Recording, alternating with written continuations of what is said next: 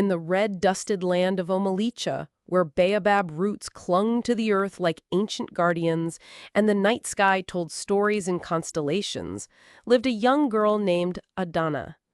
She had a heart as soft as ripe pawpaw, yet her life was harder than the sun-baked clay paths she walked. Her mother had passed when she was small, and her father, seeking companionship, married a woman named Obi, who came with 2 daughters, Ngozi and Ifunanya. From the moment they arrived, Adanna was no longer treated as family. She was the girl who rose before dawn to sweep the yard, haul water, pound yam, and work until her back ached. Her sister's days were filled with laughter, gossip, and beads, while Adanna wore patched dresses and went to bed hungry more often than not. Still, she carried hope in her chest like an ember that refused to die. One Harmattan morning, her father took her to the forest to gather honey from wild hives. But while reaching for a comb, he lost his footing and fell heavily to the ground. By the time Adanna reached him, calling, "Papa!" his soul had already joined the ancestors. From then on, Obi's cruelty deepened.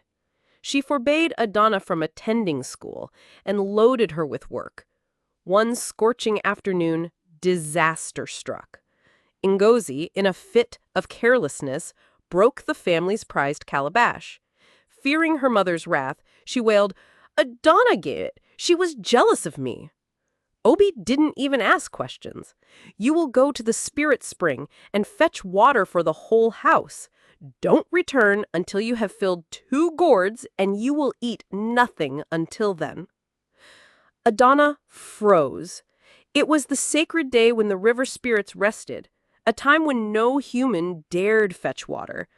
The elders warned that those who disturbed the waters would be cursed. But hunger and fear pushed her forward. She tied 2 clay gourds across her back and journeyed into the forest.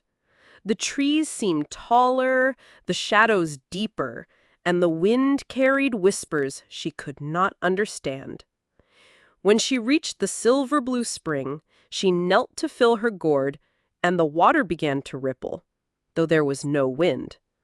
A voice, soft yet echoing like a drumbeat, rose from the depths. "Child of earth, your heart is heavy. Will you share your water with me?" Startled, Adanna looked around. By the bank stood a woman with skin the color of moonlight on water, her hair flowing like riverweed, and eyes that shimmered between blue and green. A faint glow surrounded her, and small fish swam lazily in the air around her like stars in a pool. Without hesitation, Adanna poured water into a small calabash and offered it. The woman drank, her smile spreading like dawn. "You have given without expecting," the woman said.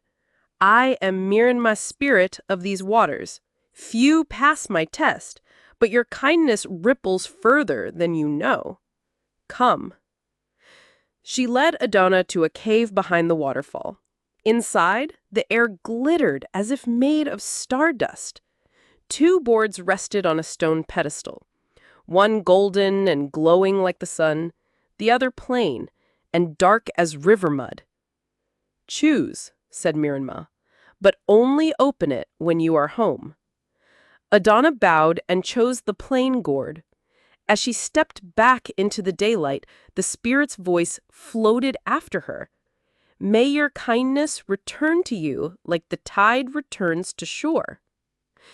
When Adanna reached home and opened the gourd, it spilled forth not just gold and jewels, but baskets of grain, bolts of fine cloth, and seeds that would grow into fruit trees. The whole compound glowed with the light of abundance. Obi and her daughters gaped, greed burning in their eyes. The next day they raced to the spirit spring. When Miranma appeared, they shoved a gourd toward her and demanded treasure. She said nothing, only pointed to the 2 gourds. They snatched the golden one, laughing. But the moment they opened it, black smoke poured out, twisting into swarms of stinging hornets, biting ants and serpents.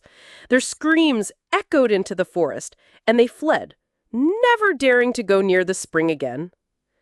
As for Adanna, she used her blessings to rebuild the village well, plant orchards, and open a small school under the great baobab. She wore simple clothes and welcomed strangers with food and water. And when children asked, how had she become so blessed, she would smile and say, kindness is the magic the spirits understand best.